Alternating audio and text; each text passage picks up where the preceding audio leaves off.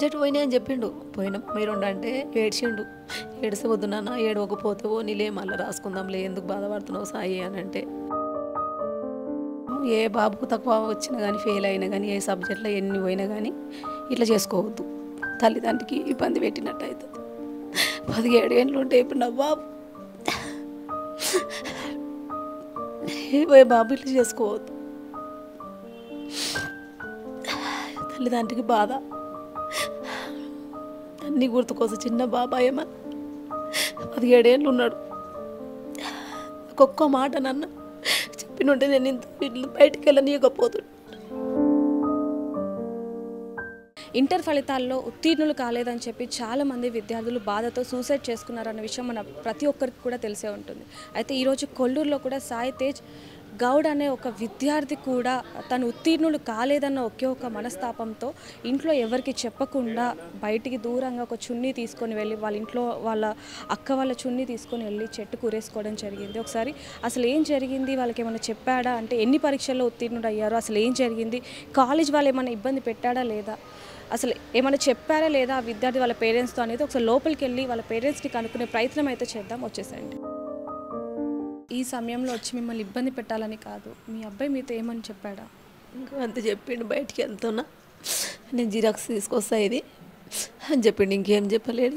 అంటే ఎన్ని పాస్ అయ్యాడు ఎన్ని ఫెయిల్ అయ్యాడు అనేది ఏమైనా చెప్పాడా మీతో? 2 మ్యాథ్స్ కెమిక్స్కు ఏదో పోయినా అన్నాడు. 2 పోయినా మమ్మీ అని అంటే, పోతే నాన్న ఎందుకు బాధపడుతున్నావు నాన్న, ఏడవకు ఎందుకు ఏడుస్తున్నావు, పిన్ని ఫోన్ చేస్తున్నాను, పిన్ని ఫోన్ చేసి చెప్పు నాన్న 2 పోయినా అని చెప్పి ఎందుకు బాధపడుతున్నావు. ఇక సరే మమ్మీ అని నీళ్ళు దూడ్చి దగ్గర కూర్చున్నాం మంచిగా, ఇద్దరు మంచిగా కూర్చున్నాం.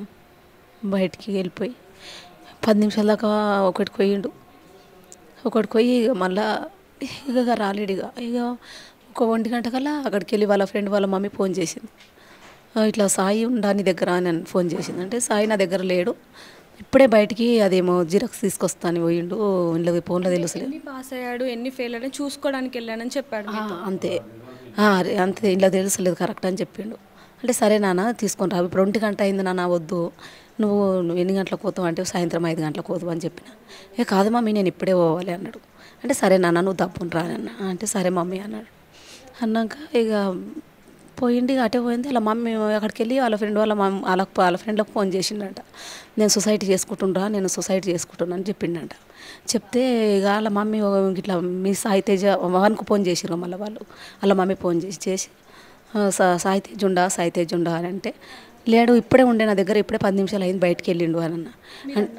నేనన్నా అనేసరికి వాళ్ళ మమ్మీ అన్న నువ్వు ఒకసారి వాళ్ళ డాడీ ఉండ అంటే, వాళ్ళ డాడీ ఇప్పుడే బయటకు పోయిండు, వాళ్ళ డాడీ లేడు అన్నట్టు, నువ్వు దబ్బున బయటికి వెళ్ళిపో, నువ్వు బయటికి వెళ్ళిపోతే సాయిని చూసుకొని ఒకసారి పోయి అన్నది. ఇక నేను దబ్బకి వెంబడే మా యారాలకు ఫోన్ చేసిన. మా యారాలకు ఫోన్ చేయగానే మళ్ళీ ఇక వాళ్ళ మగ పోలీసు వాళ్ళకి వాళ్ళకి ఫోన్ చేసిండ్రు. ఇక చేసి కనుక్కునేసరికి వాడు అప్పటికల్లనే అయిపోయింది. ఏ కాలేజ్లో చదివాడు? శ్రీ చైతన్య. అంటే ఎప్పుడైనా ఏమైనా చెప్పడం జరిగిందా అమ్మ ఇట్లా కాలేజ్లో ఇబ్బంది పెడుతున్నారు, ఫస్ట్ ర్యాంక్ తెచ్చుకోవాలని లేకపోతే మంచిగా పాస్ అవ్వాలని ఇబ్బంది పెడుతున్నారు ఏమైనా చెప్పారు? మార్కులు రావాలన్నారు కానీ వాళ్ళు ఏమి ఇబ్బంది పెట్టలేదు, మంచిగా చదువుకోలే బాబు అంతే. కానీ ఫస్ట్ ఇయర్లో కూడా నేను శ్రీ చైతన్య మదీనా కూడా బ్రాంచ్ వెళ్ళాను. నేను వెళ్తే అక్కడ అంతా ప్రిన్సిపాల్ చెప్పారనమాట. చెప్పేసి ఫస్ట్ ఇయర్లో కొంచెం చదవట్లేదు, వేరే బ్రాంచ్ చేంజ్ చేస్తున్నామని చెప్పాడు. అప్పులో కూడా బాధపడ్డాడు అప్పుడు ఆ బాబు కూడా.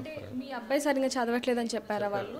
ప్రిన్సిపాల్ గారు చెప్పారు, దానికి జగన్ సార్ అంటే ఉంటాడంట, మదీనా కూడా బ్రాంచ్ చెప్పారనమాట. చెప్తే వేరే మేపుర బ్రాంచ్ చేంజ్ చేస్తుందని చెప్పాడు. అంటే ఉండని సరే ఒకసారి చూడమని చెప్పాను. నేను కూడా రిక్వెస్ట్ చేశాను, లేదు చదవట్లేదు వేరే బ్రాంచ్ చేంజ్ చేస్తున్నాను, కొంచెం వీళ్ళు ఒక 70 మందిలో 20 మంది 30 మంది ఉంటారు, వీళ్ళంతా ఇట్లనే చేసుకుంటారు, ఫోన్లు చూసుకుంటూ కూర్చుంటారు, చేంజ్ చేస్తున్నాను చెప్పాను అనమాట. అంటే మీ అబ్బాయి 10th వరకు బాగా చదివేవాడండి? 10th వరకు బాగానే ఉన్నాడు, 10th వరకు కూడా మంచిగా మార్క్స్ వచ్చినాయి. కాలేజీ ఎందుకంటారు, అంటే కాలేజీలో ఇబ్బంది పెట్టడం వలన లేకపోతే నిజంగానే బాగా చదివి మార్కులు తక్కువ వచ్చాయనా ఏంటంటే? ఇప్పుడు ఇబ్బంది అందులో కూడా ఫీజులు కట్టక చేయగట్టక వేసి దానికి ఫీజు 10,000 కట్టాలా, అది కట్టాలా, ఇది కట్టగా ఇబ్బంది పెట్టినారు. అంటే స్నాక్స్ 5,000, ఇప్పుడు మళ్ళీ ఈసీ గురించి ఒక 5,000 అడిగారంట. మేము అవి ఇవ్వలేదు ఆ డబ్బులు కూడా. తర్వాత కూడా బాధ పెట్టారంట శ్రీ చైతన్య స్కూల్ కాలేజ్ వాళ్ళు. అది ఆ ఫీజు కట్టండి ఈ ఫీజు కట్టండి అని చెప్పి ఇబ్బంది పెడుతున్నారు. ఇబ్బంది పెట్టారంట వాళ్ళు కూడా చెప్పారు. మా బాబు కూడా చెప్పాడు, ఇటు బ్రాంచ్ కూడా చేంజ్ చేసారు డాడీ, ఇట్లా బ్రాంచ్ని కూడా మాకు కూడా బాధ అనిపిస్తుంది అని కూడా చెప్పాడు నాకు తర్వాత వాళ్ళు. చాలాసార్లు చెప్పారు అని మీరే అంటున్నారు. అంటే ఈసారి చదువున్నానా ఇంట్లోనే ఉంటాం అని చెప్తే కూడా చేంజ్ చేశారు అవతల బ్రాంచ్ మియాపూర్ బ్రాంచ్ చేంజ్ చేశారు. అది మరి ఎవరో చెప్పాడు కదండి మీకు, అంటే ప్రతిసారి ఏం జరిగినా సరే మీకు చెప్తూ ఉన్నారు. మరి మీరు వెళ్ళి వాళ్ళ యాజమాన్యంతో మాట్లాడడం జరిగిందా, ప్రిన్సిపల్ వాళ్ళతో? వాళ్ళతో కూడా మాట్లాడినేసిన వాస్తవం రిక్వెస్ట్ కూడా చేసిన, సరే ఈసారి అయితే ఉంచుకుంటాము. మార్క్స్ కూడా చూపించారు, 103, 4 అట్లా కూడా వచ్చిన మెసేజ్ కూడా పంపించారు. తర్వాత రిక్వెస్ట్ చేయండి సార్ అని చెప్తే కూడా సరే అని చెప్పారు. వేరే బ్రాంచ్కి చేంజ్ చేసిన దాకా అసలు ఏం లేదు. అంటే ఇప్పుడు మీరు ఇందాక చెప్పారు సార్, అంటే 10th వరకు బాగా చదివాడు, కాలేజీలో ఒకటే ఇట్లా అని. మరి ఎందుకు లింగంపల్లి శ్రీ చైతన్య స్కూల్ శ్రీ చైతన్యనే, కాలేజ్ కూడా శ్రీ చైతన్యనే? ఫస్ట్ స్కూల్ చదువుకునేటప్పుడు కూడా మొత్తం అడ్మిషన్స్ ఇది చేస్తాం అది చేస్తామని చెప్తేనే అందులో చేంజ్ చేస్తాం మేము శ్రీ చైతన్య కాలేజీలో. అందువల్లనే చేంజ్ చేస్తాము. ఇంత ఇబ్బంది పెడతారంటే ఏమనుకోలేదు. అంటే ఎంపీసీ C1 120 తీసుకున్నారు, దానివల్ల లోపల మనం దూరం ఏం చెప్పలేం కదా. అండ్ మాది అసలు స్టడీ ఉండొచ్చు, దానికి తగ్గట్టు చదువుకోవచ్చు కూడా, అది కూడా ఇబ్బంది ఉంటుంది కదా. మనం వాళ్ళ మీద దుబ్బడం కష్టం కదా. వాళ్ళు కూడా అది కూడా చెప్పామన్నమాట. అది కానీ వేరే బ్రాంచ్ మాత్రం చేంజ్ చేస్తామని చెప్పారు. నేను మా మిస్సెస్ ఇద్దరు వెళ్ళి ఉంటుంది, ఎంత రిక్వెస్ట్ చేసినా కానీ చేంజ్ చేశారు అక్కడ నుంచి. అది ఇబ్బంది. మీ అబ్బాయి ఎలా ఉండేవాడండి ఇంట్లో, అంటే కాలేజ్ నుంచి వచ్చాక? ఫ్రెండ్షిప్ కూడా బాగానే ఉండే, మంచిగా చదువుకుంటుండే, కానీ నాకు మార్క్స్ రావడం లేదు సరిగా అని చెప్పాను అనమాట. అట్లా ఇప్పుడు మార్క్స్ రావట్లేదని ట్యూషన్ అవి ఇవి చదివించాల్సింది కదా. అంటే ఆ అబ్బాయి అంతగా బాధపడుతున్నాడు, మార్క్స్ రాలేదన్న ఒకే కారణంతో ఈరోజు ఆ అబ్బాయి ఈ విధంగా చేసుకోవడం జరిగింది. అంటే ట్యూషన్ పెట్టించడం కానివ్వండి, అవి ఏమైనా చేశారు? వెళ్ళాడు కూడా, ట్యూషన్ వెళ్ళాడు. ఇక్కడ మా ఊళ్ళో బ్లూజమ్స్ అని ఉంది, అందులో కూడా వెళ్ళాడు. అక్కడ కూడా కొంచెం క్లెవర్ అయ్యిండు. తర్వాత ఈ C1 120 తీసుకున్నాక ఎంపీసీ ఏమి ఇబ్బంది ఉందో మేము కూడా ఏం చెప్పలేము.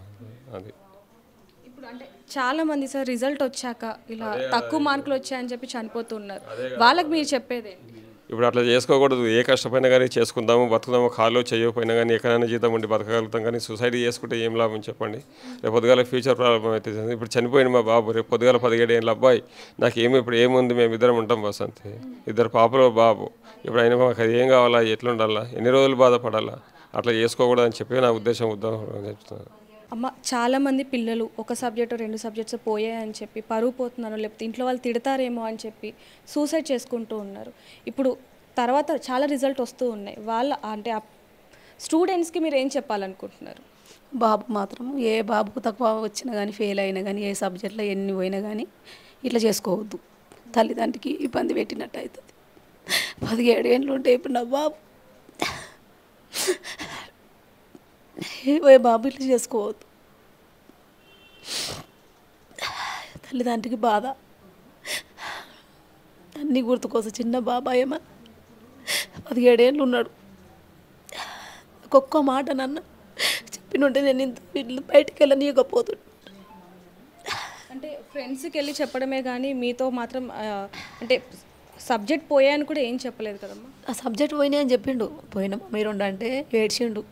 ఏడిస్తే వద్దునా, ఏడవకపోతే నీలే మళ్ళీ రాసుకుందాంలే, ఎందుకు బాధపడుతున్నావు సాయి అని అంటే ఇక ఏమనలేడు. వాళ్ళ ఫ్రెండ్స్కి అట్లా పెట్టిండు ఫోన్లో, నేను సొసైటీ చేసుకుంటున్నారా, నేను సొసైటీ చేసుకుంటున్నా అని వాళ్ళకి పెడితే అక్కడ వాళ్ళ మమ్మీ నాకు ఫోన్ చేసింది.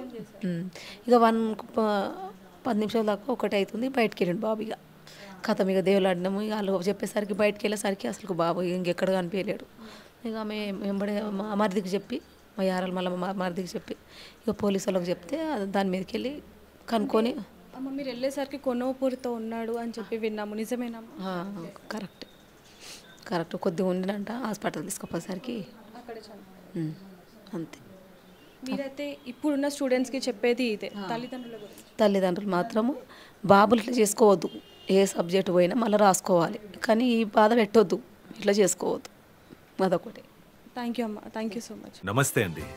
ఇది వ్యాపారం గురించి కాదు, ఓటు గురించి. ఎన్నికల్లో ఓటు వేయడం మన హక్కు మాత్రమే కాదు, కర్తవ్యం. ఎంతో మంది మహా నేతలు శ్రమించి ప్రాణత్యాగం చేసి ఈ అవకాశాన్ని మనకిప్పించారు. అందరూ ఓటు వేద్దాం, ఎందుకంటే ఓటు హక్కు ఊరికే రాదు. నా ఓటు ఎవరికో తెలుసా?